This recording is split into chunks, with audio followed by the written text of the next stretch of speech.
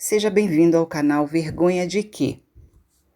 Meu nome é Anne Evans e este é o áudio do livro Eu Achava que Isso Só Acontecia Comigo, Como Combater a Vergonha e Recuperar o Poder e a Coragem, da autora Brené Brown. Se este conteúdo faz sentido para você, inscreva-se no canal, ative o sininho para que você receba todas as notificações e não perca nenhum conteúdo. Deixe também o seu comentário e suas dúvidas, que eu terei o maior prazer em responder. Não se esqueça de assistir também a videoaula de cada capítulo. O link para a videoaula está nos cards deste vídeo. Vamos lá. Capítulo 5, o terceiro elemento, buscar o outro. Gostaria de começar o capítulo com 3 cartas que recebi de mulheres que vêm aplicando os conceitos deste livro em sua vida. A primeira, Letícia, me contou sua experiência via e-mail. Certa tarde, eu falava com minha mãe ao telefone, contando sobre um cara que queria namorar comigo, mas em quem eu não estava realmente interessada. Minha mãe ainda o defendia, e ao explicar suas razões, ela disse: "Ele gosta de você mesmo você não sendo magra. Não se importa que esteja acima do peso. Ainda acha que você é bonita." Fiquei de queixo caído do outro lado da linha. Há alguns anos passei por um tratamento para cuidar de um transtorno alimentar. Por causa disso, cheguei a me consultar com até 4 médicos ao mesmo tempo. Minha mãe conhece bem essa história. A primeira coisa que me passou pela cabeça foi: uau, há alguns anos isso teria me deixado desesperada. Eu teria desligado na cara dela e depois choraria de vergonha por causa do tamanho do meu manequim, achando que ninguém poderia me amar de fato com esse corpo e que eu precisava ser grata a qualquer um que demonstrasse ter amor por mim. No entanto, depois de ler sobre a vergonha, percebi que tanto minha mãe quanto meu peso funcionavam como gatilhos para mim e consegui me distanciar da situação e enxergar o comentário dela como uma tentativa fracassada de apoio em vez de reagir com raiva, como no passado. Fiquei um pouco abalada e incomodada pela atitude negativa da parte dela, mas estava ciente do que se passava e em condições de ligar para uma boa amiga para conversar sobre o assunto e diluir o impacto emocional. Aquilo também me ajudou a ter uma percepção melhor sobre a origem de muitas das minhas questões em relação ao meu corpo. A segunda carta é uma mais longa, sobre a aplicação dos elementos da resiliência à vergonha. Doutora Brown, seu trabalho afetou 2 áreas da minha vida. Primeiro, aprendi a identificar o que sentia como sendo vergonha. E segundo, aprendi a lidar com isso, falando de vergonha. Aprendi que sou muito influenciada pela vergonha, que tinha todos os sintomas descritos, mas que nunca os havia relacionado ao conceito de vergonha. É mais ou menos como ter uma série de sintomas estranhos sem saber a origem. Sem saber qual é a doença, não é possível tratá-la. Em episódios dolorosos, meu rosto corava, eu sentia um nó no estômago e tinha vontade de me esconder. Apesar das reações idênticas, as situações eram todas diferentes. Por isso, eu não conseguia identificar especificamente a emoção que sentia. Assim, nunca fui capaz de lidar com ela. Além do mais, estava tão ocupada experimentando velhos métodos, ou melhor, tentando desenvolver amnésia em relação aos eventos, que não dedicava muito tempo para desvendar o que se passava e como poderia lidar com aquilo de forma mais eficiente. De fato, eu me mantinha tão dissociada do conceito de vergonha que nem tinha certeza de que ele poderia ser aplicado a mim. De algum modo, a vergonha era para os outros. Só depois de ler seu trabalho fui capaz de perceber até que ponto ela havia se infiltrado em minha vida e como eu tinha sido pouco eficiente tanto em identificá-la quanto em lidar com ela. Minha parte favorita da teoria da resiliência à vergonha é falar a língua da vergonha. Para mim, isso significa identificar a emoção e lidar com ela de maneira mais apropriada. Eu agora consigo reconhecer com mais eficiência as situações em que sinto vergonha. Em geral, elas têm início com uma intensa reação fisiológica, como rubores faciais, aperto na boca do estômago enquanto vejo repetidas vezes o incidente da minha cabeça e tento, ao mesmo tempo, ativamente esquecer que aquilo aconteceu. Essa estratégia não funciona bem, e anos depois a lembrança de um episódio ainda me faz gemer e corar, mas agora sou capaz de parar e rotular essa reação como sendo vergonha.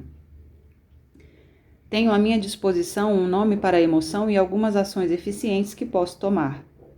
A mais efetiva delas é encontrar alguém receptivo para contar minha história de vergonha em vez de guardá-la para mim. Adoro a sua metáfora da placa de Petri, pois quando mantinha minha vergonha silenciosa no escuro, ela crescia de forma exponencial. Porém, agora que exponho a luz do dia, ela perde o poder que chega a encolher. Em vez de sentir calafrios, quase chego a rir com algumas de minhas experiências. Às vezes fico até ansiosa para contar minha história aos outros. Outras vezes divido o que se passou com mais relutância. Por exemplo, um dia recebi um grupo de ex-vizinhas na minha casa nova. Sempre me senti insegura junto às amigas do antigo bairro, pois eram um tipo de mulher que se veste muito bem e que decora a casa com perfeição. Todo o tempo relações cordiais com esse grupo, mas me sentia um pouco de fora, pois me importava menos com roupas e decoração. Por sua vez, elas pareciam me encarar com um espanto paternalista. Oh, pobre Bárbara, tão desastrada! Eu me sentia um tanto inferiorizada na presença delas. Pois bem, eu havia me mudado para uma casa nova e passado muito tempo cuidando da decoração. Estava muito orgulhosa do meu gosto mais sofisticado. Então eu as convidei para uma visita, junto com outros velhos amigos do bairro. Estava tão ansiosa para agradar e impressionar que realmente exagerei na comida. Minha grande mesa de jantar quase gemia sob o peso de tantos pratos lotados com queijos maravilhosos, salgadinhos, pastas e doces. No entanto, não vieram muitas pessoas, além desse grupo de mulheres que eu queria tanto impressionar. Elas adoraram a casa e nós pusemos a conversa em dia, mas lá estava aquela mesa abarrotada de comida da qual elas comeram pouquíssimo. Mencionei que todas eram magras também?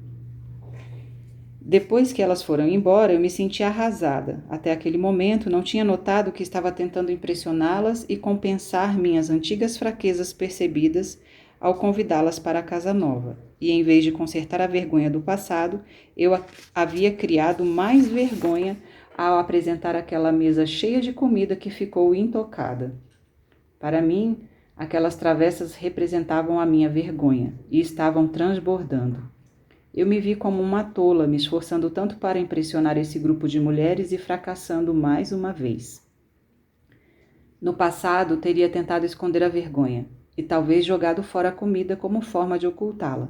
Porém, com minhas novas habilidades, liguei para uma amiga em quem poderia confiar, alguém que compreenderia e dividiria minha dor, e contei-lhe a história e chorei. Ela apareceu no dia seguinte e comemos as sobras do almoço. Depois de uma conversa séria sobre essas questões, cheguei a ser capaz de rir das minhas tentativas de obter aprovação e ainda fiz piadas sobre a comida e me senti melhor. Ao colocar tudo para fora, pude ver com mais clareza que eu procurava a aprovação nos lugares errados, das pessoas erradas. Podia me libertar da vergonha. Hoje, quando penso nessa experiência, geralmente sorrio e não mais me encolho. Penso em mim e em minha amiga sentadas à mesa, rindo e comendo, em vez de lembrar da festa fracassada. Foi uma mudança real para mim, pois no passado eu teria engolido a vergonha em vez da comida. Meu marido teve a oportunidade de ouvir uma versão abreviada de sua apresentação sobre a vergonha, e isso também o ajudou. Falamos de vergonha juntos e usamos isso para melhorar nossa comunicação como casal. Eu também acho que aprender sobre a vergonha me tornou uma pessoa mais empática. Sempre me orgulhei por ouvir os outros, sem julgar. Agora, porém, eu me encontro em outro patamar. Percebo o que está em jogo quando alguém decide compartilhar histórias de vergonha comigo e sei o dano que posso causar se receber tal história com julgamentos em vez de empatia. Estou mais ciente de como tentar reconfortar aquela pessoa e fazer com que saiba que todos nós escorregamos na vergonha de tempos em tempos, que eu posso ser a pessoa em terra firme jogando a boia salva-vidas, dessa vez, mas que na próxima pode ser que seja eu afundando na vergonha e precisando de ajuda. Estou bem mais ciente de que se distanciar dos outros e empregar estratégias como nós e eles são atitudes que separam as pessoas e dão um falso senso de superioridade. Portanto, estou bem mais consciente da minha vergonha e da vergonha dos outros, e realmente me esforço para ter compaixão por todos nós. Este é um e-mail de uma terapeuta que usa o trabalho com suas pacientes e na sua vida pessoal. Querida Brené, como responsável pelo aconselhamento de vítimas de violência sexual e doméstica, lidar com a vergonha sempre foi uma parte difícil do meu trabalho. Sua obra tem sido uma grande ferramenta para aplicar com minhas clientes. Emprego as atividades individualmente e em grupos. Acho que, para mim, o mais útil do livro é que agora consigo, com mais frequência, identificar a vergonha e como ela afeta minhas clientes. Tenho as ferramentas para ajudá-las a reconhecer suas vulnerabilidades pessoais, usando a consciência crítica e fomentando-lhes a capacidade de falar sobre a vergonha. É quase mágica. Ser capaz de dissolver a vergonha e seguir em frente é uma parte poderosa do processo de cura. Na minha vida pessoal também usei o que aprendi. Converso sobre vergonha com meus amigos. Muitos leram sua obra. O simples fato de ser capaz de falar sobre a vergonha já ajuda muito. Lidar com minhas próprias questões trouxe contribuições para aspectos da vida nos quais eu parecia ter empacado. Como também fui vítima, conversei com amigos sobre a vergonha relativa à violência contra as mulheres. Mas este livro me ajudou a identificar outras áreas de vergonha na minha vida, aspectos comuns, cotidianos, fáceis de serem ignorados. Ser capaz de falar sobre a vergonha, seja em relação ao meu corpo, achando que sou gorda demais, ou sobre meu trabalho, temendo não ser suficientemente boa, é muito poderoso. Precisei de muita coragem no começo, até mesmo para abordar esses sentimentos. Nunca tenho vontade de falar sobre vergonha, mas sempre que faço isso sinto um grande alívio. E quanto mais falo, mais fácil fica. E, em geral, deixo de me sentir envergonhada. Sem seu trabalho, talvez eu nunca tivesse encontrado a coragem de falar. Quando leio essas cartas, a primeira coisa que me vem à mente é o seguinte: eu não inventei as estratégias contidas neste livro. É altamente significativo saber que as ideias apresentadas aqui ajudam as mulheres, mas essas ideias pertencem a outras pessoas além de mim. Ouvi centenas contarem suas histórias e explicarem as estratégias que aplicavam para lidar com a vergonha. Estudei suas experiências, organizei-as e as descrevi. Para compreender melhor o que estava ouvindo, estudei os trabalhos de muitos clínicos e pesquisadores. Essas obras, citadas ao longo do livro e referenciadas no final, tornam possível o meu próprio trabalho. A leitura dessas cartas apenas confirma o que aprendi ao estudar a teoria relacional cultural. Nós nos curamos por meio das conexões com os outros. A teoria nasceu de um processo colaborativo iniciado por acadêmicos do Stone Center no Wellesley College. No livro The Healing Connection, A Conexão da Cura, Jean Baker Miller e Irene Stever escrevem: se observarmos com cuidado a vida das mulheres, sem forçar nossas observações para que se conformem a padrões pré-existentes, descobrimos que um sentimento interior de conexão com os outros é o fator central de organização no desenvolvimento da mulher. Ao ouvir e examinar com seriedade as histórias de vida das mulheres, descobrimos que, contrariando as expectativas baseadas nos modelos prevalentes de desenvolvimento que enfatizam a separação, a noção de identidade e valor das mulheres está mais frequentemente fundamentada na capacidade de fazer e manter relacionamentos.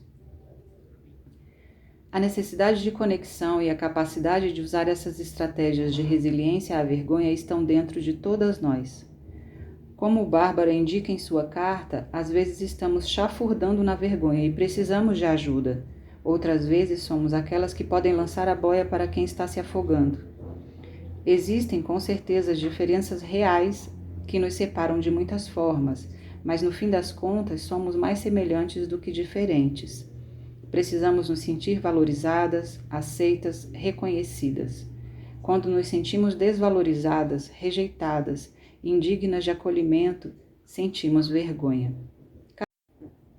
Cartas longas ou e-mails curtos, vindos de jovens ou de profissionais experientes. Não importa, a mensagem é a mesma. Um dos benefícios mais importantes de buscar o outro é aprender que as experiências que mais nos fazem sentir sós têm, na realidade, um caráter universal. Independentemente de quem somos, de como foi nossa educação ou de quais são as nossas crenças, todas nós travamos batalhas ocultas e silenciosas contra a ideia de não ser suficientemente capaz, de não ter o suficiente e de não ser boa o suficiente para ser acolhida.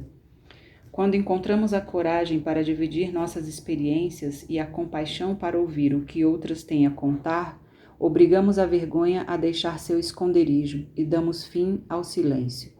Aqui está como 3 mulheres transformaram suas experiências com a vergonha em conexão. Engravidei aos 16 anos. Meus ciclos menstruais sempre foram irregulares, por isso nem sabia que tinha engravidado antes de completar 3 meses. A única pessoa para quem eu contei foi minha irmã. Não contei nem para meu namorado. Mais ou menos uma semana depois de descobrir a gravidez, tive um aborto espontâneo. Foi muito assustador. Minha irmã me levou ao médico. Ao voltar do consultório, ela me disse que perder o bebê era a melhor coisa que podia ter me acontecido. Isso faz 25 anos e todos os anos ainda me lembro do dia que deveria ser o aniversário do meu bebê. Sabia que não tinha permissão de ficar triste, porque, para começar, eu nem deveria ter engravidado. Tenho vergonha por ter engravidado, mas também tenho vergonha por não ter permissão para ficar triste. Agora, quando vejo uma pessoa envergonhada e triste, digo como é importante falar com alguém e pôr tudo para fora. Digo isso a minhas filhas, minhas amigas, minhas sobrinhas, a qualquer um que pareça ter medo de viver seu luto.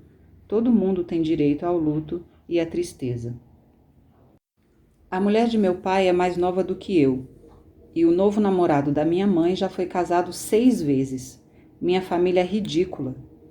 Espera-se que fiquemos à vontade com tudo isso e que está tudo bem porque todas as famílias são malucas. Pois bem, isso só funciona quando se está perto de outras pessoas que falam abertamente sobre a maluquice de suas famílias. Quando se está perto daqueles que fingem ter famílias perfeitas, não é nada bom. De fato, é muito vergonhoso, porque você é julgada com base nos seus parentes malucos. Você tenta evitar a conversa e fala sobre outro assunto. Quando vejo pessoas admitirem algo sobre suas famílias esquisitas e os outros começarem a julgá-las e a dizer coisas horríveis, faço questão de entrar na conversa. Falo da minha família, e se todos dissessem a verdade, ninguém se sentiria a única pessoa na face da terra com uma família problemática. Tento ajudar quem enfrenta essa situação, porque já passei por isso. É muito solitário. Acho que não saber a verdade sobre algo é realmente vergonhoso, em especial quando você está crescendo e ouve coisas ou fica mal informada. Quando era adolescente, achava que era possível engravidar de um absorvente interno e que a masturbação transformava qualquer uma em estrela pornô. Não sei como aprendi essas coisas, mas durante 1 ano recusei-me a usar absorventes internos. Quando minhas amigas perguntavam por que eu usava absorventes comuns, eu não conseguia responder, porque não tinha certeza do que a história da gravidez era verdade. Não era algo que eu podia perguntar para os meus pais. Por fim, vi um absorvente interno na bolsa de uma das babás que tomavam conta da gente às vezes e perguntei a ela, que riu e me contou tudo sobre menstruação, sexo e rapazes. Os pais não fazem ideia de como as informações truncadas prejudicam os jovens. Quando uma criança me faz perguntas ou mesmo diz coisas erradas, explico a ela tudo o que quer saber. Tento evitar que passem pelo mesmo sofrimento que eu. Quando não estendemos a mão para os outros, os deixamos sozinhos com a vergonha, alimentando-a com o mistério e o silêncio pelos quais ela tanto anseia. Da mesma forma que não podemos usar a vergonha para mudar as pessoas, não podemos nos beneficiar da vergonha de outras pessoas. Podemos, porém, nos beneficiar da empatia compartilhada. Não buscamos os outros para consertá-los ou salvá-los. Nós os procuramos para ajudá-los a reforçar sua rede de conexões e a nossa. Com isso, nossa resiliência aumenta ao compartilhar a nossa história e ao criar mudanças. Quando não procuramos os outros, alimentamos nossa vergonha e criamos o isolamento ao separar e ao isolar. Um dos benefícios de compartilhar nossas histórias é experimentar o riso esclarecido. Defino esses risos como aqueles que resultam do reconhecimento da universalidade de nossas experiências compartilhadas. Tenho esperanças de que, se você riu ao ler minha história dos biscoitos, você tenha rido comigo e não de mim. Esse é o riso esclarecido. Não se trata de usar o humor para se autodepreciar ou para desviar a atenção. Esse não é o tipo de riso doloroso atrás do qual às vezes nos escondemos. O riso esclarecido abraça o absurdo das expectativas que formam a teia da vergonha e a ironia de acreditar que estamos sós, presas, emaranhadas naqueles fios. Quando penso no riso esclarecido, penso no incrível volume de escritos de Erma Bombeck e no humor tocante de Cat, as tiras em quadrinhos de Cat Geiselwhite. Essas obras criativas, que têm como tema a maternidade e a vida de solteira, capturam nossas vulnerabilidades de forma que nos faz rir e sentir que somos normais. Há algo de comovente, espiritual e essencial no ato de compartilhar o riso esclarecido com quem compreende nossas dificuldades. Minha definição favorita de riso vem da maravilhosa escritora Annie Lamott, uma forma borbulhante, efervescente do sagrado. Ao longo dos últimos anos, tive a oportunidade de trabalhar com algumas alunas incríveis. Passamos muitas horas lendo, analisando entrevistas e conversando sobre a vergonha. Lembro-me de quando a equipe de pesquisa começou a explorar o conceito de riso esclarecido. Intuitivamente, sabíamos que rir das experiências de vergonha compartilhadas desempenhava um papel significativo em nossas reuniões, mas ao ouvir um número cada vez maior de participantes mencionar isso, ficamos um pouco surpresas. Por fim, percebemos que a linguagem universal do riso nos dava uma forma de falar sobre a vergonha, um conceito que de outro modo resiste a palavras e descrições. Mark Macmillan, uma das pesquisadoras, escreveu: "O riso é a evidência de que o estrangulamento da vergonha foi afrouxado. No momento do riso esclarecido, sentimos que nossa vergonha foi transformada. Como a empatia, ele despe a vergonha até o osso, rouba seu poder e a obriga a sair do armário. Quando buscamos os outros e dividimos histórias, aumentamos o poder e o potencial de criar mudança. Para a maioria, a comunicação com o outro resulta em tremenda transformação individual e inspira algumas mulheres a ir ainda mais adiante e se envolver na mudança coletiva." Promovendo mudanças. A princípio, talvez pareça difícil ou mesmo impossível acreditar que temos realmente a capacidade de promover mudanças em nossa vida, mas esse é um dos passos mais empoderadores no caminho para desenvolver resiliência. Quando falamos em mudanças individuais e coletivas, é importante perceber que nem todas vão se envolver em atividade política, militância ou mesmo em pequenos esforços coletivos. Algumas de nós podem promover a mudança alterando a forma como interage com as pessoas ou transformando relacionamentos. Outras podem aumentar a consciência crítica junto a amigos e familiares. Precisamos encontrar um método de mudança que nos inspire e nos mobilize. Às vezes, como indivíduos, nossos esforços variam de acordo com a questão. Existem questões que me motivam a me envolver completamente na ação coletiva. Existem outras em que sinto que minha maior contribuição é na implementação de mudanças pessoais. Quando falamos de forma para criar mudança, gosto de pensar em 6 pontos: pessoal, escrita, eleições, participações, compras e protestos. Quer estejamos tentando mudar algo na escola das crianças, lutando para o recolhimento de revistas com conteúdo ofensivo da loja de conveniências local, tentando obter melhores condições de licença maternidade no trabalho ou batalhando para mudar uma política nacional, esses 6 pontos funcionam. O ponto pessoal. Até mesmo a mais pessoal das mudanças costuma exercer um poderoso efeito cascata na vida das famílias, dos amigos e dos colegas. Gillian, por exemplo, começou a monitorar os programas vistos pelos filhos e deixou de assinar revistas de moda. Sondra, a mulher silenciada pelos comentários do marido, voltou a debater política e religião com o cunhado. Também está transmitindo para as filhas O maravilhoso legado dos pais de ter orgulho do que se é e de dizer o que pensa, assim como ferramentas para lidar efetivamente com a vergonha que é usada por algumas pessoas para nos manter caladas. A mudança pode assumir muitas formas. Nada é mais inerentemente político do que romper as expectativas sociocomunitárias para cumprir todo o potencial de uma vida e ajudar os outros a fazer o mesmo. Praticar a coragem, a compaixão e a conexão diante da vergonha é um ato político. Escrita. Escreva uma carta. A maioria dos líderes de organizações e dos legisladores respondem a cartas ou e-mails. Minha amiga e colega Ann Hilbig faz lobby por questões ligadas à infância. Ela me contou que os congressistas americanos precisam apenas de umas 10 cartas para pedir que alguém de sua equipe pesquise determinado tema. Eu envio e-mails o tempo todo. Se encontrar um anúncio extremamente ofensivo, mande uma mensagem para a empresa. A Organização Nacional para as Mulheres dos Estados Unidos patrocina o Dia de Amor ao Seu Corpo. Na página da organização na internet, eles reúnem anúncios ofensivos que promovem a vergonha da aparência, o fumo entre os adolescentes e o consumo de álcool. Há um abaixo-assinado pronto para ser baixado e passado entre seus amigos ou enviado às empresas. Nele está escrito o seguinte: Prezado diretor de marketing, nos recusamos a passar fome para vestir a roupa da moda deste ano. Rejeitamos sua ideia de que o tabaco ajuda no emagrecimento e denunciamos a indústria de dietas por fazer duvidar da nossa dignidade.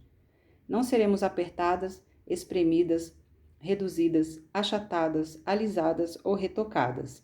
Não mapearão meu rosto ou meu corpo para encontrar a perfeição nos olhos, no nariz, no pescoço, nos seios, na barriga, nos quadris, nas coxas ou no traseiro. Não seremos retalhadas como carne para aumentar seus lucros. Somos belas do jeito que somos. Sabemos que os cigarros viciam e matam. Sabemos que as dietas de fome nos roubam tecido muscular e capacidade cerebral. Sabemos que imagens de mulheres colocadas nas revistas e na TV são ofensivas, danosas, perigosas e desrespeitosas. Esses anúncios são uma agressão a mulheres e meninas. Esses anúncios são uma afronta à minha inteligência. Esses anúncios são uma agressão à igualdade da mulher. Eleições. Vote. Descubra o que os candidatos pensam sobre as questões que afetam sua vida e vote. Participação. Saiba mais sobre as organizações que apoiam as questões que o afetam. Junte-se a elas na luta. A maioria dessas organizações informa as pessoas sobre o que estão fazendo por meio de e-mails ou atualizações no site. Elas também ajudarão você a dizer o que pensa através de e-mails pré-formatados. Compras. O dinheiro é mais poderoso do que a espada. Pare de comprar de quem não compartilha de seus valores. Pesquisas de marketing mostram que as mulheres são responsáveis por cerca de 85% das decisões domésticas de compras. Aqui vai um exemplo. Há alguns anos, Ellen e eu fomos alugar DVDs. Eu estava lendo o texto nas capas quando Ellen puxou minha camisa e me perguntou: "Elas são princesas?"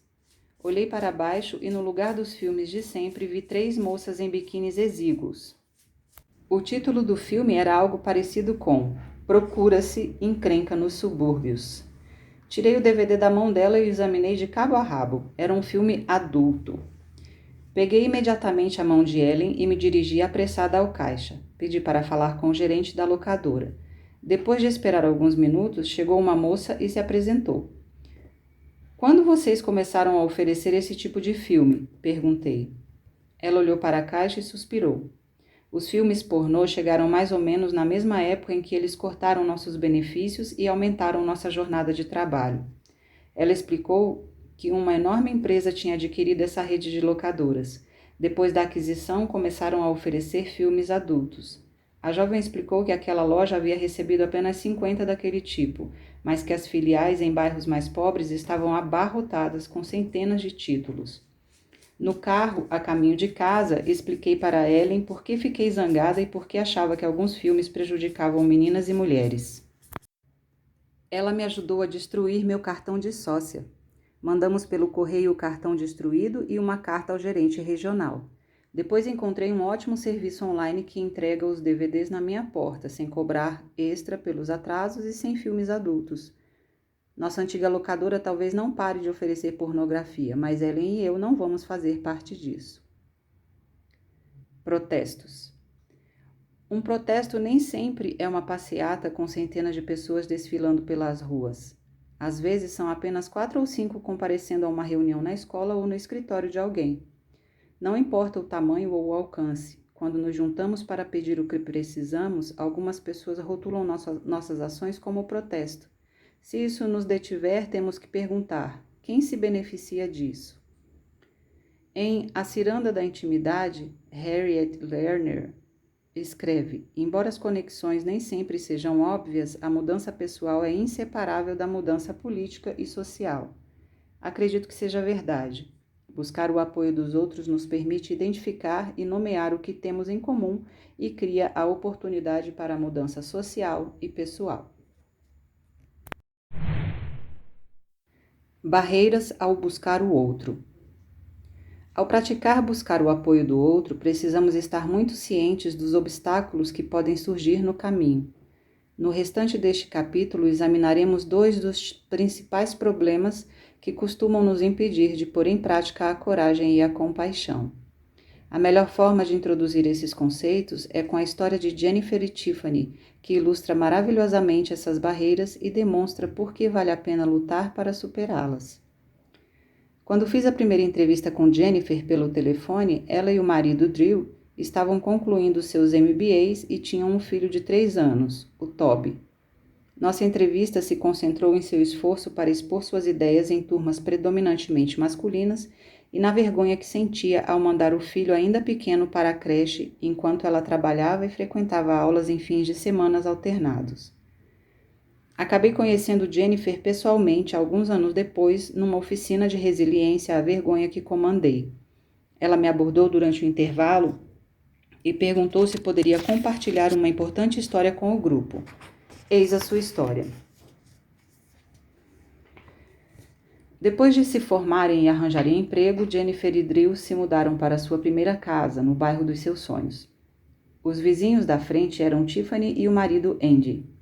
Jennifer e Tiffany tinham filhos da mesma idade e Tiffany também tinha uma bebezinha. Jennifer estava grávida na época da segunda entrevista. Enquanto os filhos se tornavam melhores amigos, a relação entre Jennifer e Tiffany caminhava num ritmo mais lento. As coisas nunca foram muito profundas entre nós, contou Jennifer. Falávamos basicamente sobre as crianças. Tentei me aproximar algumas vezes, mas ela não parecia interessada. Depois de um ano, eu não sabia muito sobre ela e ela não sabia muito sobre mim. Bem, até que tudo começou. Jennifer explicou que Carly, sua irmã mais nova, lutava contra o alcoolismo desde a adolescência.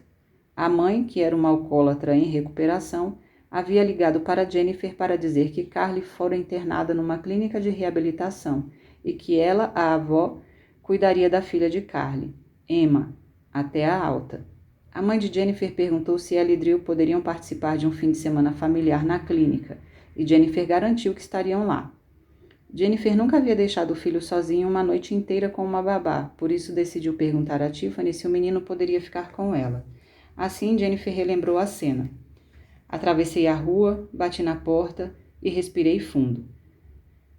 Tiffany atendeu e eu disse: minha irmã Carly está num programa de reabilitação. Daqui a algumas semanas eu e Drew vamos visitá-la. Toby poderia passar uma noite com vocês? Normalmente eu pediria ajuda para minha mãe, mas ela também vai visitar minha irmã. Jennifer disse que Tiffany pareceu chocada, mas respondeu depressa.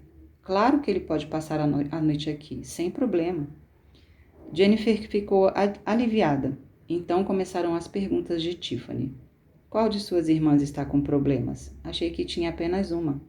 Sim, só tenho uma irmã, a Carly. Você a conheceu há alguns meses quando esteve aqui com a filha. Ela mora no norte do estado, perto da minha mãe, respondeu Jennifer. Tiffany parecia confusa. Carly? Você tá brincando? Ela é tão bonitinha. Era aquela com a menina? As duas que usavam vestidos combinando? É ela mesma, respondeu Jennifer, que começou a ficar cada vez menos à vontade enquanto Tiffany parecia organizar suas ideias. Eis como transcorreu o restante da conversa. Tiffany. Ela não parece o tipo de gente que vai para reabilitação. O que aconteceu? Jennifer. Ela é alcoólatra. Tiffany. Tá brincando. Ela não parece alcoólatra. O que o marido dela acha disso? Jennifer. Ela não é casada. Tiffany. Tá brincando. O que sua mãe acha disso? Jennifer. Sobre ser alcoólatra ou ser mãe solteira? Tiffany. Minha nossa, não sei. Jennifer. Minha mãe acha que Carly e Emma são ótimas e também é uma alcoólatra em recuperação. Tiffany. Uau, que família, muito complicada. Jennifer. Acho que sim. Então, Toby pode ficar com você? Como dá para imaginar, essa conversa não contribuiu muito no aprofundamento da conexão entre Jennifer e Tiffany, e as coisas ficaram piores antes de melhorar. Poucos meses depois, os filhos de Jennifer e Tiffany entraram para o jardim de infância. Passadas as 2 primeiras semanas de aula, houve um incidente horrível na fila de carros pegando as crianças na saída da escola. Jennifer já havia buscado o filho e estava na cozinha quando Tiffany bateu na porta. Jennifer atendeu e a vizinha relatou, agitada, todos os detalhes do acidente. Você não vai acreditar. Viu as viaturas da polícia, a ambulância? Jennifer ficou assustada. Não, o que aconteceu? Ela contou. Um dos carros não avançava na fila e as pessoas começaram a buzinar. Uma mãe saltou e foi até o veículo que não saía do lugar. Uma mulher estava caída sobre o volante. A mãe começou a gritar e vários professores apareceram. Acharam que a mulher ao volante estava morta. Alguém chamou a ambulância, que quando chegou viu que ela não estava morta, estava apagada de tanto beber. Dá para acreditar? Jennifer mal conseguia reagir, seus olhos ficaram cheios de lágrima. Ai, meu Deus, que coisa horrível, replicou. Tiffany a interrompeu. Eu sei, dá para acreditar, na nossa escola, no nosso bairro, o que estou dizendo é que essa mulher podia ter matado alguém, podia ter atropelado nossos filhos. Eu também quase comecei a chorar, só de pensar naquela maluca dirigindo até a escola daquele jeito. Jennifer ficou sem palavras. Tiffany reagiu ao silêncio dizendo, eu sei, é horrível, estou arrasada também. Aconteceu bem aqui, no final da rua, no nosso bairro. Jennifer balançou a cabeça. Estou arrasada por aquela mãe, por seus filhos, pela família. Mas não acho que estejamos arrasadas pelas mesmas razões, Tiffany. Tiffany, que olhava pela porta, não reagiu ao comentário. Estava distraída ao ver outra vizinha se aproximar da casa com o carro. Vou contar para Lina o que aconteceu. Até mais tarde. Jennifer estava com raiva e magoada. Ao recontar para mim a história, repetiu várias vezes que não conseguia acreditar que pudesse manter amizade com alguém tão superficial, tão sem noção. Tiffany sabia que a mãe e a irmã de Jennifer eram alcoólatras. No entanto, não foi capaz de fazer a relação. Jennifer disse, nunca vou me esquecer de vê-la falando que não podia acreditar que aquilo tinha acontecido em nosso bairro, em nossa escola, diante dos nossos filhos, explicou Jennifer. Queria perguntar a ela, onde é que você acha que isso deveria acontecer? Quais crianças deveriam ver algo assim? A amizade entre as duas esfriou ainda mais, mas isso não impediu Tiffany de convidar Jennifer para trabalhar com ela na festa de inverno da escola. Tiffany vendeu a ideia como uma grande oportunidade de conhecer algumas das mães que participavam na Associação de Pais e Mestres, Amber Daniels em especial. Jennifer concordou relutante. Concluiu que seria uma boa forma de diminuir sua culpa de mãe que trabalhava fora. Amber Daniels tinha 3 filhos matriculados na escola, um no 5º ano, um no 3º e outro no 2º. Era também a presidente da Associação de Pais e Mestres, e, de acordo com Jennifer, provavelmente a pessoa mais perfeita que se pode encontrar. Jennifer descreveu como inteligente, bonita, simpática e, sob todos os aspectos, uma mãe perfeita. Tiffany a idolatrava a ponto de não conseguir falar com ela. Amber tinha um séquito de amigas, na maioria mães de crianças mais velhas. Se Amber ou alguma das amigas dissesse oi para Tiffany, ela gaguejava. Jennifer não estava tão impressionada. mas achava a turminha da associação um tanto intimidante. Jennifer e Tiffany ficaram encarregadas do leilão na festa.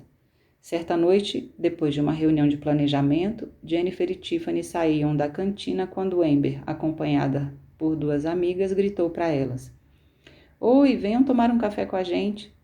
Jennifer e Tiffany se entreolharam e caminharam devagar na direção da mesa. Jennifer riu e usou sua melhor voz de patricinha quando descreveu o momento. Fiquei pensando: ai, nossa, meu Deus! Como se eu estivesse no ensino médio e tivesse sido convidada para me sentar na mesa das chefes da torcida. As duas se sentaram. Amber se apresentou as amigas e perguntou: "E então, alguém com planos empolgantes para o fim de ano?" Nesse momento da história, Jennifer me olhou e disse: "Brené, sinceramente, não sei o que deu em mim." Olhei para Amber e respondi: "Tenho sim. Vou ver minha família no norte do estado. Minha irmã acabou de sair da reabilitação e vamos ficar um pouco com ela e a filha. Ela é mãe solteira e as coisas têm sido difíceis." Tiffany ficou tão desconcertada com a resposta franca de Jennifer que se deixou cair sobre a minúscula mesa da cantina, batendo com a testa no tampo. Jennifer me falou: se ela estava tentando desviar a atenção da conversa, fez um bom trabalho. Amber chegou a perguntar se ela estava bem. Tiffany se recompôs, olhou para Jennifer e disse: "O que é isso, Jennifer? Duvido que Amber queira saber detalhes de sua família complicada." Amber riu e disse: "Ei, famílias não são todas complicadas?" Jennifer tentou responder, mas foi interrompida por Tiffany. Não como a dela. A essa altura, Jennifer começou a se sentir envergonhada. Fitava a xícara de café e ficou um tanto atordoada quando Amber rompeu o silêncio constrangedor perguntando-lhe: "Então, como está sua irmã?" Jennifer me descreveu um momento assim. Amber dirigia a pergunta a mim, mas encarava a Tiffany de um jeito que dizia: "Não ouse abrir a boca." Jennifer não demorou a responder: "Está melhor, obrigada." "Onde foi que ela fez o tratamento?" perguntou Amber. "Em Moorwood", respondeu Jennifer. Amber assentiu e disse: "Meu marido é padrinho de um rapaz que passou pelo programa deles. Dizem que é um lugar muito bom." Tiffany ficou sem palavras. Uma das amigas de Amber começou a rir e perguntou: "E você, Amber, vai participar de alguma festinha de fim de ano dessa vez?" Amber e as amigas começaram a rir, e Jennifer disse que era possível sentir que aquela era uma espécie de piada interna. Amber balançou a cabeça, falando em coisas complicadas. Amber então explicou que no fim do ano anterior tinha ido com os filhos para a casa da mãe dela, que insistiu para que participassem de uma festa organizada por uma das suas melhores amigas, por acaso mãe do seu primeiro marido, ou seja, sua ex-sogra. Jennifer me contou que bem no meio da história Tiffany balbuciou: "Você foi casada antes?" Amber assentiu e prosseguiu. Amber explicou que os 3 filhos sabiam que ela tinha sido casada antes, mas que ela e o marido ficaram chocados quando o ex-marido apareceu com um novo namorado. A essa altura, contou Jennifer, já estávamos todas rindo e nos entendendo muito bem. Todas, exceto Tiffany, que não abriu um sorriso sequer. Quase me senti mal por ela quando perguntou para Amber se tinha sido difícil expor os filhos tão pequenos a essa história de gays. Jennifer disse que Amber lidou muito bem com a situação, explicou que não entendia muito bem o que Tiffany queria dizer com essa história de gays, mas que o cunhado e o namorado dele moravam na cidade e muitas vezes cuidavam das crianças. Assim, essa história de gays era uma história normal para os filhos dela. Jennifer descreveu a viagem de volta para casa após a reunião como sendo incrivelmente desconfortável. Tiffany não disse uma palavra. Mais ou menos uma semana depois, Jennifer perguntou se podiam conversar. Tiffany concordou e as duas conversaram sobre Carly, o incidente na porta da escola, e sobre Amber.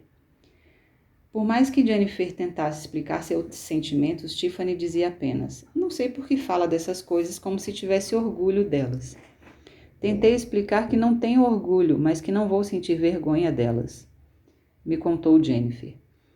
Tentei explicar que estou trabalhando minhas questões com a vergonha, mas ela simplesmente não entendeu e disse: "Devo ter mais consideração por Amber porque o marido dela é alcoólatra e tem um irmão gay, e por ela ter sido casada com outro cara antes que também é gay?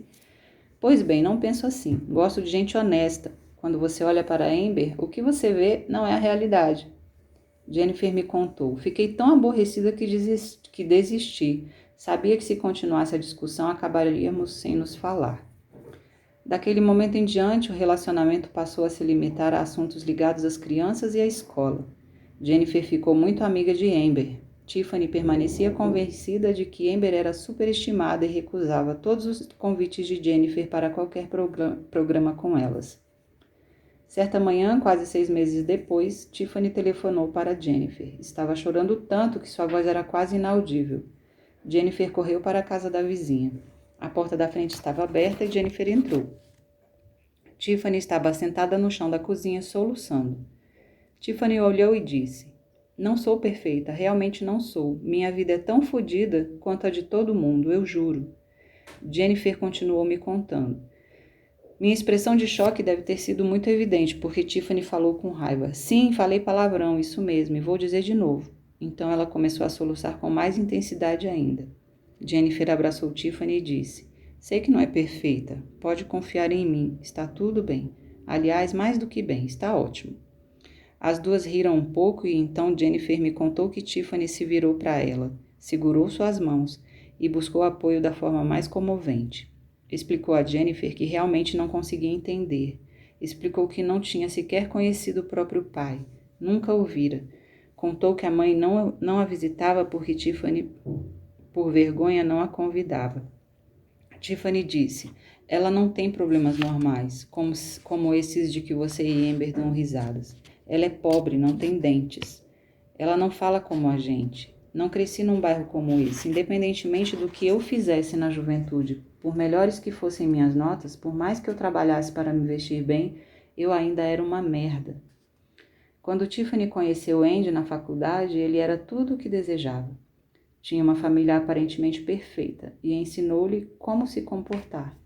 Tiffany chegou a contar para Jennifer: "Não convidei minha mãe para o casamento. Andy só a conheceu depois que nos casamos. Ele também não gostou dela. Ele odeia minhas origens. Não fui eu que disse a ele que não estava certa se devia convidar minha mãe para o casamento, e ele tentou me convencer a chamá-la. Ele disse que seria mais fácil para todos se ela não fosse." A essa altura, tanto Jennifer quanto Tiffany estavam chorando. Tiffany continuou: "Eu queria ser normal, mas estou exausta. Escondi tudo porque Andy ficaria louco se alguém soubesse dos nossos problemas. Sinto falta da minha mãe, não sei o que fazer. Queria conseguir conversar com você." Jennifer me explicou. Eu não sabia o que dizer ou o que fazer. Fiquei sentada ali ouvindo e chorando. Jennifer falou que o momento mais difícil foi quando Tiffany se levantou, foi até uma gaveta na cozinha, pegou uma folha de papel dobrada, olhou para Jennifer e disse: "Quando você me contou que estava trabalhando suas questões com a vergonha, fui para o Google. Encontrei este poema. Se ler, vai me entender melhor. Quer ler?" Era um poema de Verne Hodsala. Shame. Vergonha em português. Eu não o conhecia até receber uma cópia de Jennifer.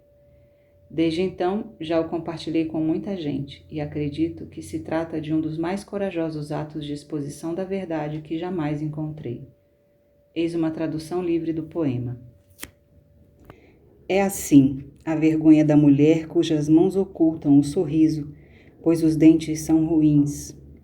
Não o grandioso ódio a si mesma que leva alguns a lâminas ou comprimidos, ou a um mergulho do alto de belas pontes, por mais trágico que seja. É assim a vergonha de se ver, de ter vergonha de onde você mora e daquilo que o contra-cheque de seu pai permite que se coma e se vista.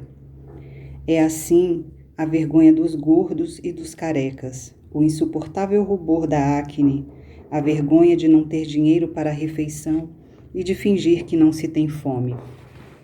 É assim a vergonha da doença oculta, doenças caras demais para se arcar, que oferecem apenas uma passagem gélida de ida. É assim a vergonha de ter vergonha, o nojo diante do vinho barato que foi bebido, da lassitude que faz com que o lixo se acumule, a vergonha que lhe diz que existe outra forma de vida, mas que você é tola demais para encontrá-la. Assim é a vergonha real, a maldita vergonha, a vergonha chorosa, a vergonha criminosa. A vergonha de saber que palavras como glória não fazem parte do seu vocabulário, embora entulhem as Bíblias que você ainda está pagando. Assim é a vergonha de não saber ler e de fingir que sabe. Assim é a vergonha que provoca medo de sair de casa, a vergonha dos cupons de desconto no supermercado, quando o vendedor demonstra impaciência enquanto busca o troco. Assim é a vergonha da roupa de baixo suja, a vergonha de fingir que seu pai trabalha num escritório, como Deus pretendia para todos os homens.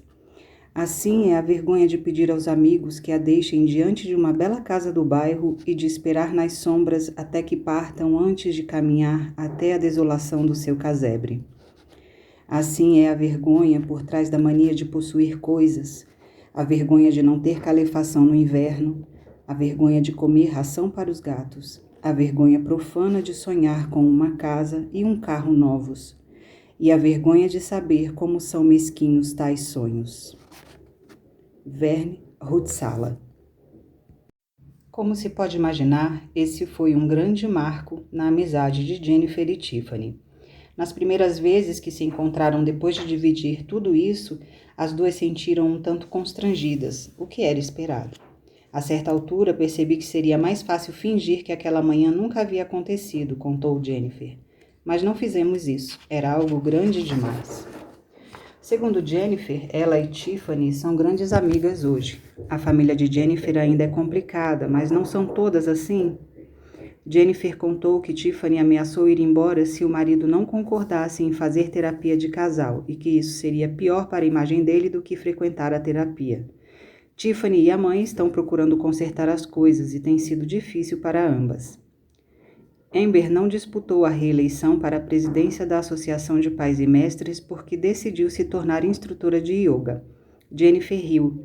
Ela tem um número enorme de seguidores. Tiffany e eu fazemos a aula dela. Na próxima sessão, vamos examinar com mais atenção os conceitos de isolamento e alteridade, duas barreiras que enfrentamos quando buscamos apoio. São os dois obstáculos que quase impediram Jennifer e Tiffany de criar a conexão que agora valorizam tanto. Essas barreiras afetam a todos os elementos da resiliência à vergonha. Se não entendermos como funcionam em nossa vida, é quase impossível desenvolvermos a resiliência à vergonha. Comecemos explorando o conceito de isolamento. Isolamento. Numa cultura da vergonha, vivemos sobrecarregadas com sentimentos de medo, recriminação e desconexão. Isso cria um mundo dividido entre nós e eles. Existem pessoas como nós e há também os outros. E, em geral, nos esforçamos muito para nos isolar desses outros. Na infância, havia crianças com quem tínhamos permissão de conviver e havia os outros garotos. Havia pessoas que podíamos namorar e os outros garotos. Havia escolas que frequentávamos e havia escolas para os outros garotos. Na vida adulta, há bairros onde moram os nossos e os bairros que são para os outros. Emocional e fisicamente nos isolamos dos outros. Isso não parece ter fim. Desenvolvemos a linguagem para descrevê-los. Às vezes nos referimos a eles como aquela gente, ou, de forma mais misteriosa, aquele tipo de gente. Raramente uso a palavra verdade, por ser tão forte e conter tantas promessas.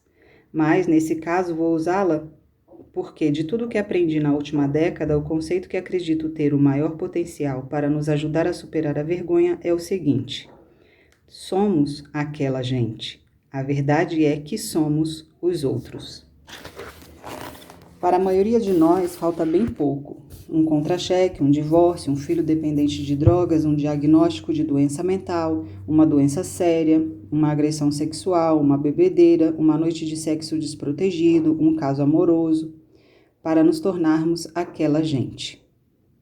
Aqueles em quem não confiamos, de quem sentimos pena, com quem não deixamos nosso filho brincar, aqueles a quem coisas ruins acontecem, aqueles que não queremos na nossa vizinhança. De fato, permita-me provar o que digo. Se você ou seus familiares nunca experimentaram nenhum dos seguintes problemas, você não precisa ler o resto do capítulo. dependência de álcool, drogas, comida, sexo, relacionamentos, etc. Qualquer diagnóstico de saúde mental, depressão, ansiedade, transtornos alimentares, bipolaridade, déficit de atenção, etc. Qualquer doença estigmatizada, doenças sexualmente transmissíveis, obesidade, AIDS, etc. Violência doméstica, física, emocional, verbal, etc. Abuso sexual, estupro conjugal, etc. Abuso de menor, físico, sexual, incesto, negligência emocional, etc. Suicídio, morte violenta, atividade criminal ou prisão, dívida séria ou falência, aborto, crenças religiosas pouco comuns, pobreza, incluindo questões de classe, baixo nível de instrução, falta de habilidades básicas da alfabetização, evasão escolar, etc., e divórcio. Tudo bem, do ponto de vista estatístico, todos deveriam continuar a ler. Isso é uma lista de alteridade, de coisas que acontecem com os outros e, goste ou não, estamos todos nela, alguns várias vezes. Talvez você leia a lista e pense, ela deve estar brincando.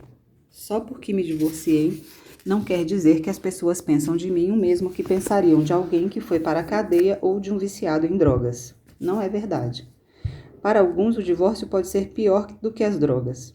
De fato, entrevistei uma mulher com 60 e poucos anos que me disse que costumava sentir vergonha dos filhos, mais especificamente da filha. O genro descobriu que ela estava tendo um caso e se divorciou. A mesma mulher tinha um filho que passou vários meses na cadeia depois de ser pego pela segunda vez dirigindo alcoolizado, enquanto estava na faculdade. Ela comparou os dois. Os garotos agem como garotos. Posso viver com isso, mas ter uma filha vadia é algo que não consigo superar. A ideia da lista não é ranquear ou comparar os problemas. Como mencionei antes, não acho que isso nos leve a lugar nenhum. É sobre a compreensão de que somos todos vulneráveis a sofrer julgamentos e sentir vergonha de nossas experiências. E, igualmente importante, somos todos vulneráveis a julgar e a fazer com que outras pessoas sintam vergonha de suas experiências. Entrevistei dependentes químicos em recuperação que tinham altos níveis de resiliência em relação ao estigma associado à dependência e entrevistei mulheres que são invejadas pelas amigas, mas que mal conseguem viver diante da vergonha de terem vindo do lado errado dos trilhos do trem. Cada um de nós é o outro alguém. Jennifer e Tiffany são exemplos perfeitos. A história de alcoolismo da família de Jennifer, os antecedentes matrimoniais de Amber e a mulher que desmaiou na saída da escola eram outros para Tiffany. Eram aquelas pessoas. Lembre-se de quando ela disse para Jennifer, Carly não parece uma alcoólatra, e em como repetia que estava perturbada com o incidente na porta da saída da escola, por ter ocorrido em nosso bairro e em nossa escola. Tiffany não conseguia aceitar o outro que existia nas amigas, pois negava com ferocidade a própria vida. Encorajada por Andy, ela tentou fingir que a mãe e a pobreza que a cercava na juventude não existiam. Esforçou-se tanto para criar um mundo onde ela jamais fosse percebida como o outro, que era incapaz de aceitar a alteridade em Jennifer e Amber. Usamos o conceito de alteridade para nos isolar e nos desconectar. É por isso que ele constitui uma barreira tão séria para quem busca apoio como um método de desenvolver a resiliência à vergonha. A comunicação é um ato difícil para as duas partes. Praticar a coragem é tão difícil quanto praticar a compaixão. É necessário que nós nos apoiemos no nosso desconforto.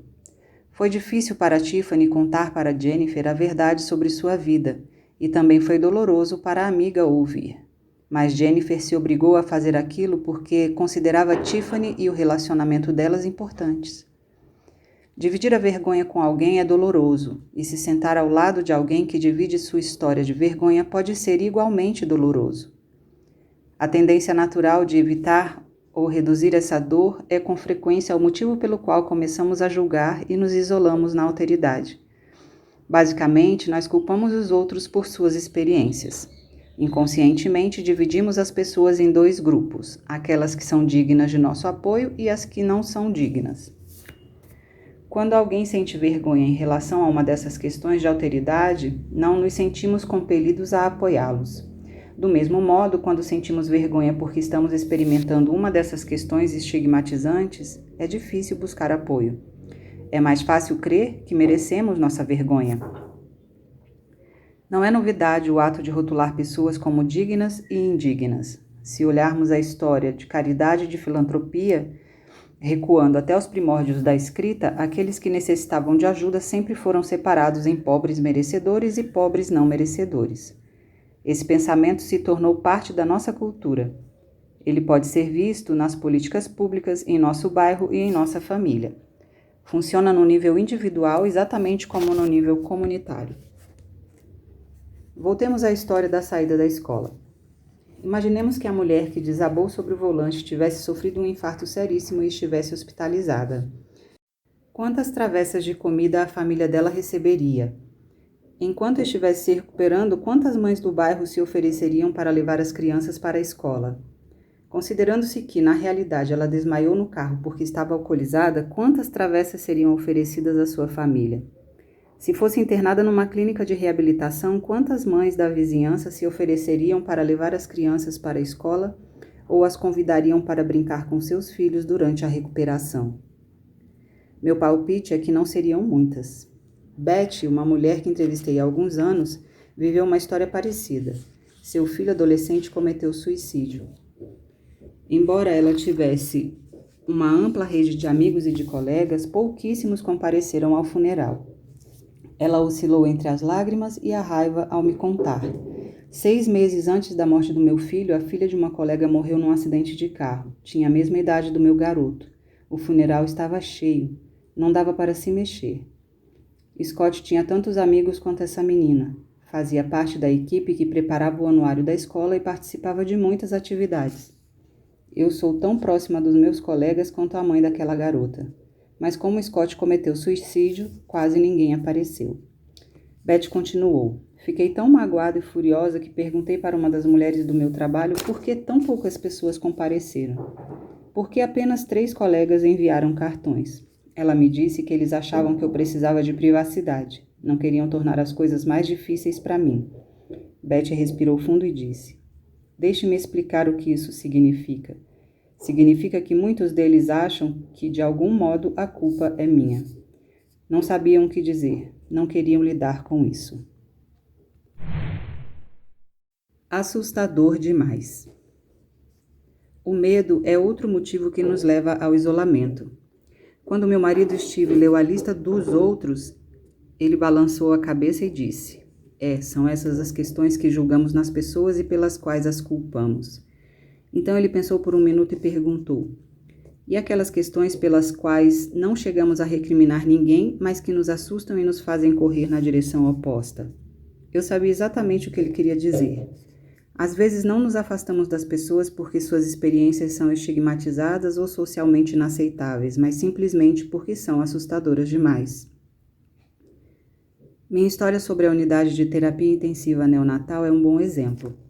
Eu me tornei ciente de meu próprio isolamento baseado em medo quando meu marido fazia residência médica. Steve teria que passar 1 mês na UTI neonatal. De noite, em casa, ele me contava as histórias de lá. Encontrei a coragem para ouvir apenas porque sabia que ele precisava de um lugar seguro para processar sua tristeza e celebrar seus sucessos. Depois de algumas semanas com histórias de partos arriscados, bebês doentes e famílias enlutadas, eu me tornei menos empática e mais impressionada. Não ajudava em nada o fato de eu estar no 6º mês de gravidez do meu primeiro filho. Comecei a lhe fazer perguntas sobre cada família, principalmente sobre raça, renda e histórico médico. Com medo de parecer insensível, eu disfarçava as perguntas como sendo oriundas da preocupação e do interesse. Quero visualizá-los. Eles parecem com algum conhecido? Eles são da nossa idade?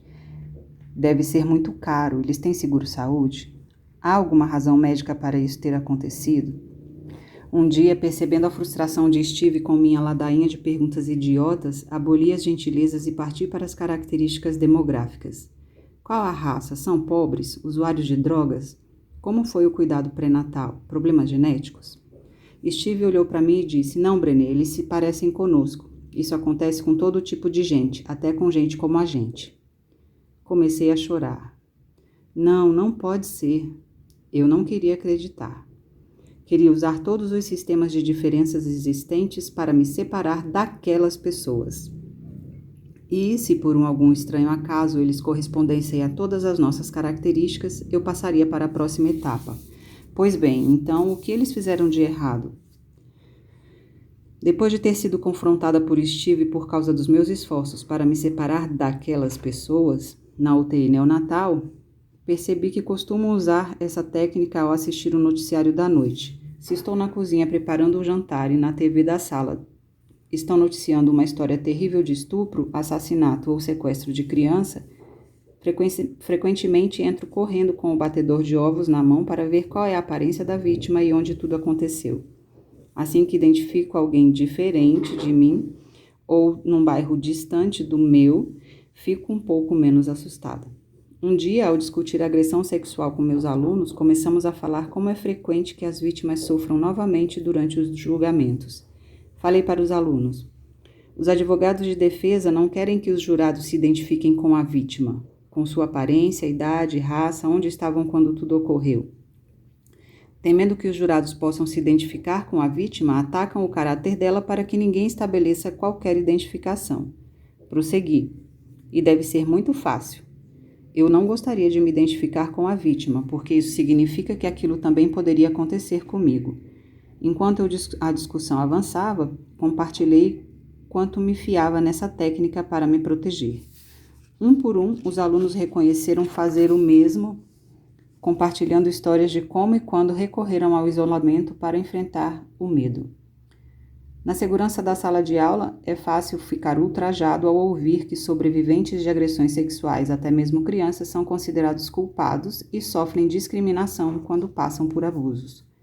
No entanto, a prática de nos isolar dos outros é algo que fazemos no dia a dia. Infelizmente, como reconhecemos ao constatar nosso lugar na lista de alteridade, a maioria de nós experimentará perdas ou traumas que outros vão considerar difíceis ou assustadores.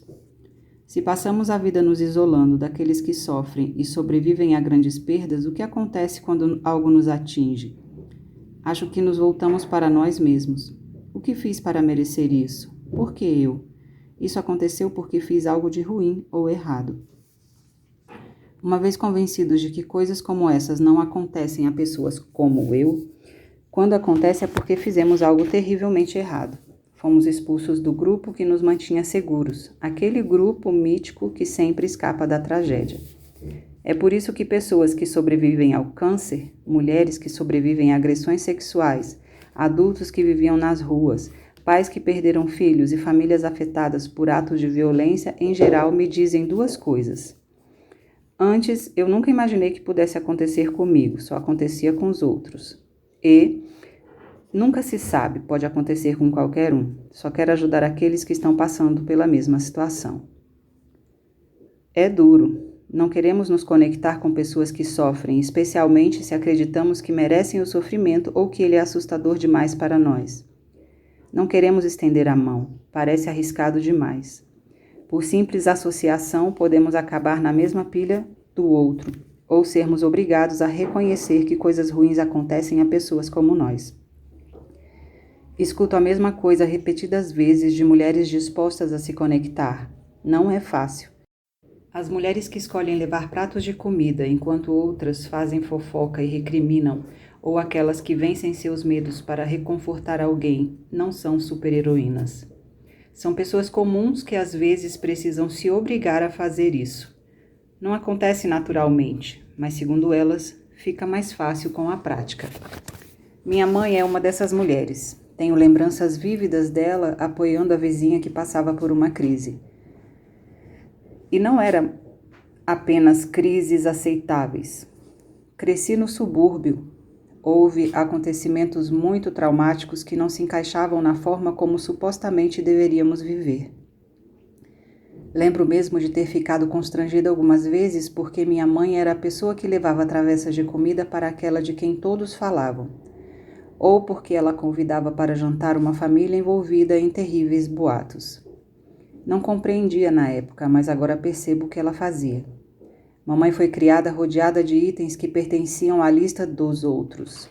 Como mencionei antes, minha avó era alcoólatra, uma pessoa incrivelmente generosa e compassiva que lutou por muitos anos contra o vício.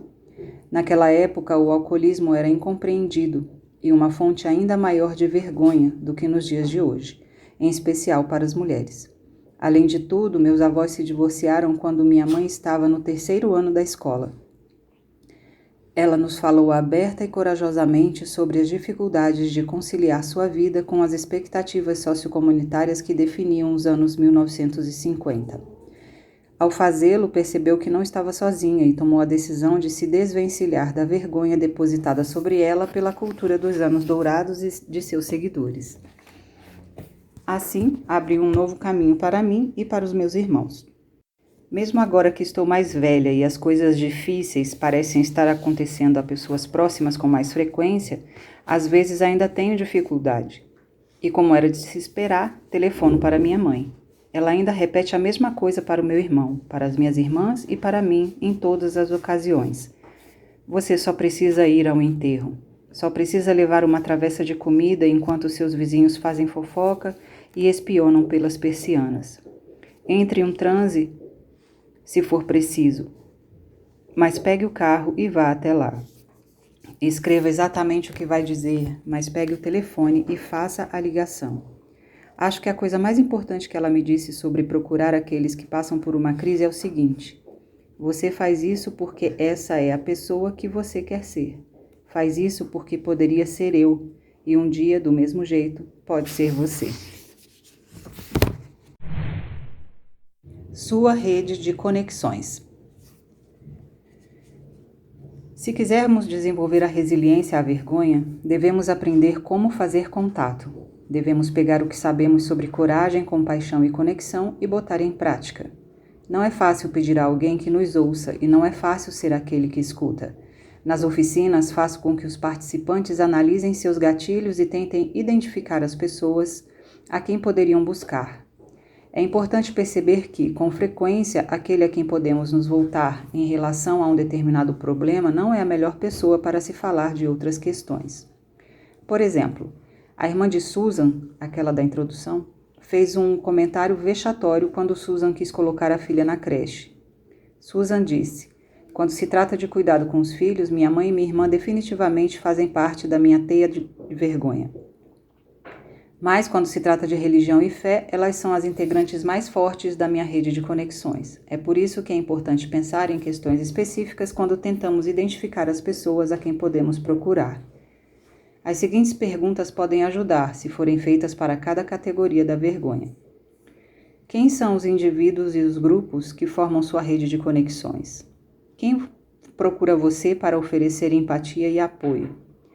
Quem são os indivíduos e os grupos que formam a teia da vergonha em torno dessas questões? Quando você vê pessoas que estão tendo dificuldades com tais questões, você as procura oferecendo empatia ou se isola? Aqui estão as respostas de Susan, Kayla, Teresa e Sondra a essas perguntas. Susan: quando se trata de maternidade e criação de filhos, minha mãe e minha irmã pertencem mais à minha teia de vergonha do que à minha rede de conexões. Estão próximas demais e têm peso demais nas minhas decisões. Minha rede de conexões inclui meu marido, minha melhor amiga e o grupo de mães da igreja. Kayla: pois bem, é fácil listar os nomes na teia da vergonha em minha vida profissional. É Nancy e o ambiente de trabalho. Minha rede de conexões é provavelmente minha prima e Catherine, uma das minhas amigas. Ela já trabalhou nesse setor, mas agora está em casa cuidando dos filhos. Ela entende. Receio que eu mesma seja um membro da minha teia de vergonha nessa questão. Teresa: acho que meu marido e minha melhor amiga são as únicas pessoas com quem posso falar do assunto. Mas eles estão cansados de ouvir minhas queixas. Meu marido anda realmente esgotado. Estou me consultando com uma terapeuta e ela me ajuda a fazer as ligações entre minhas expectativas e minha família na juventude. É doloroso, mas vai valer a pena, se eu conseguir chegar a um lugar melhor. Minha teia da vergonha sou eu, minha mãe e várias mulheres com quem convivo. Elas são o que minha terapeuta chama de críticas constantes. Mesmo quando elas não veem o que está acontecendo na minha casa ou com meus filhos, eu sempre me pergunto o que pensariam. Sondra: Isso é difícil. Minha melhor conexão é com meu marido.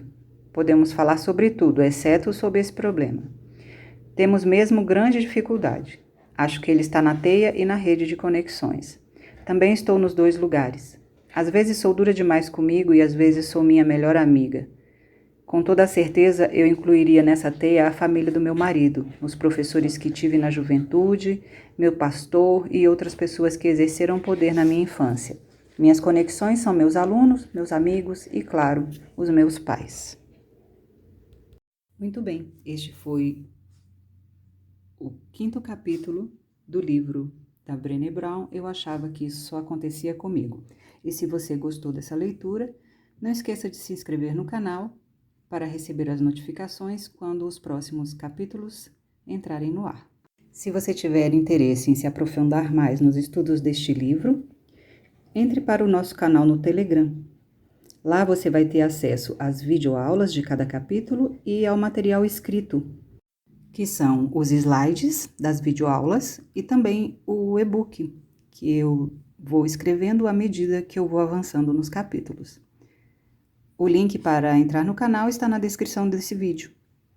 Se fizer sentido para você, compartilhe. Vamos ajudar as pessoas a se sentirem melhor com elas mesmas e nos fortalecer construindo um ano melhor. Até já!